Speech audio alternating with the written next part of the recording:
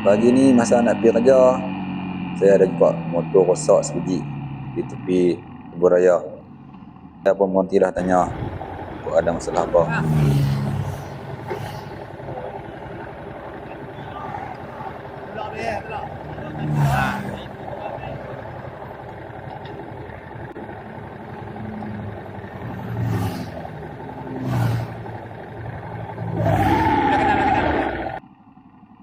Dia kata tolak sampai dekat tu pun tak apa dah, nanti kawan damai. Saya pula bila nak tolak, saya lebih selesa tolak motor di belah kanan. Tak pernah lagi lah saya tolak motor saya duduk di belah kanan. Nak tolak motor ni mula-mula susah sikit lah.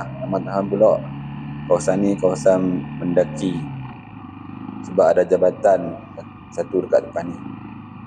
Tengok papan tanda tu ada lagi 2 km lah nak sampai Plaza tu Sungai Dua.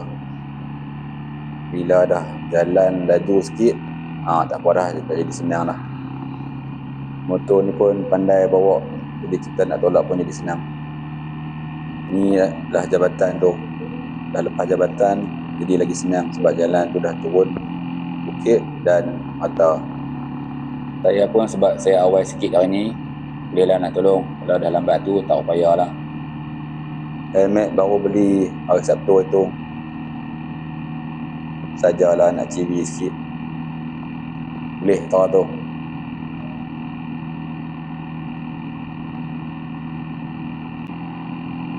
Dekat nak sampai tu, kami jumpa ahli syurga duk tunggu di tepi jalan. Sayau jugalah, takut dia buat apa-apa sebab kami lalu rapat dengan dia. Alhamdulillah, dia jalan saja dan tak buat apa-apa. Tak tahulah dia dari mana dan nak pergi mana. Saya tak pernah jumpa lagi dia sebelum ni. Bila dah nak sampai tol, saya pun tak bercadang nak guna laluan tol. Depan tu pun ada trailer, jadi saya tolak dia bagi dia lajak sajalah. Sekian cerita untuk pagi ni. Jumpa lagi dalam video lain.